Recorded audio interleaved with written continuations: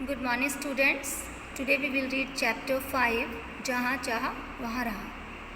मतलब यानी अगर हमारे मन में किसी चीज़ को पाने की चाहत हो तो हमें रास्ता खुद ब खुद मिल जाएगा। यानी सबसे पहले ज़रूरी है हमें अपने मन में चाहत को जगाना, इच्छा को जगाना।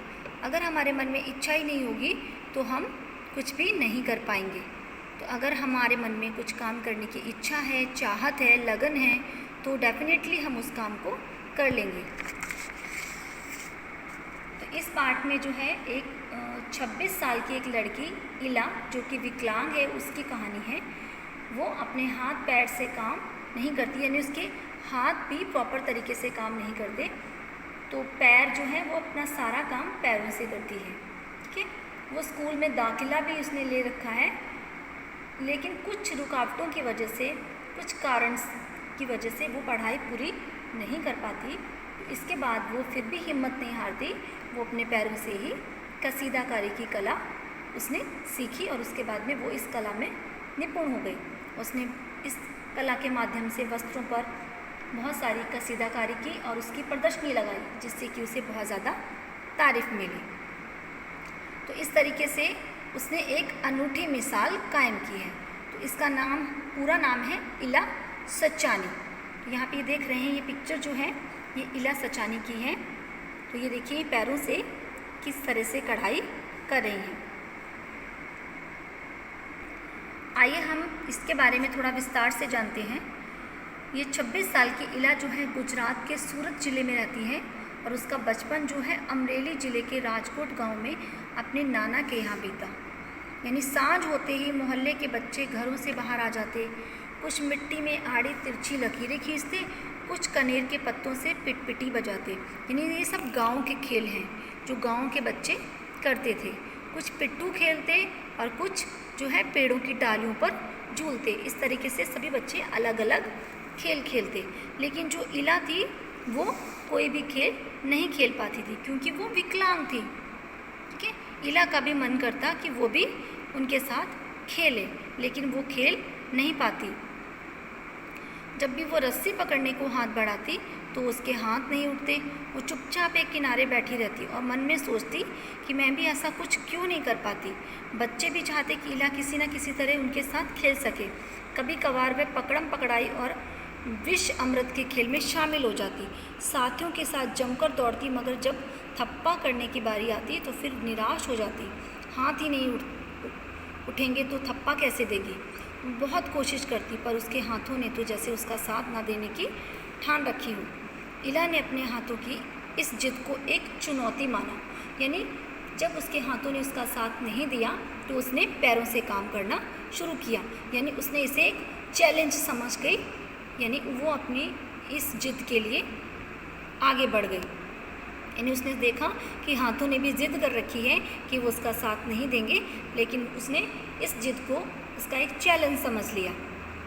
अब उसने पैरों से काम करना सीखा। वो पैरों से दाल भात बनाना, दूसरों के बाल बनाना, फर्श साफ करना, कपड़े धोना, सब्जियां काटना, तख्ती पर लिखना, उसने बहुत से काम सीख लिए।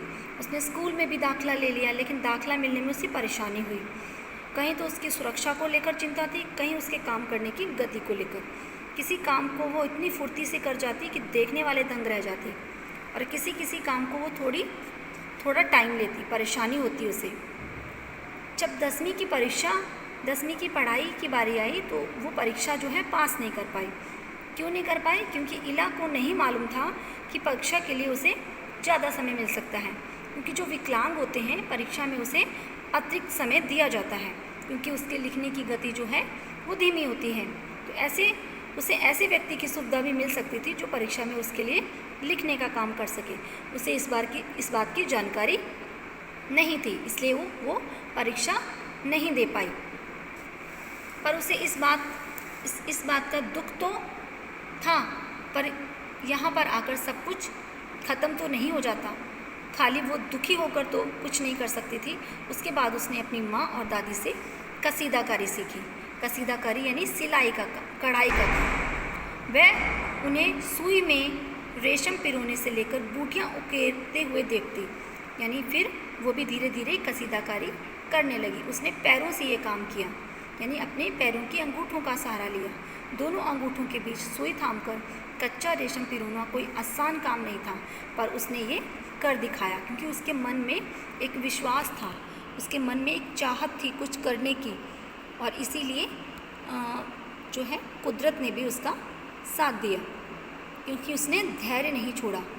15-16 साल की होते होते इला काठियावाड़ी कसीदाकारी में माहिर हो चुकी थी। किस वस्त्र पर किस तरह के नमूने बनाए जाएं, कौन से रंगों से नमूना खिल उठेगा और टांके कौन से लगी, ये सब वह समझ गई थी। एक समय ऐसा भी आया जब उसके द्वारा काढ़े गए परिधानों की प्रदर्शनी लगी और इन परिधानों में काठियावाड़ के साथ साथ लखनऊ और बंगाल भी झलक रहा था, यानी उसमें काठियावाड़ी कढ़ाई के अलावा बंगाल और लखनऊ की कढ़ाई भी शामिल थी। इला ने काठियावाड़ी टांकों के साथ साथ और भी कई टांके इस्तेमाल किए। पत्तियों को चिकनकारी से सजाया, डंडियों को कांधा से उभारा, पशु पक्षियों की आकृतियाँ उसने उस पर बनाई। उसने जंजीर वाली कढ़ाई भी सीखी।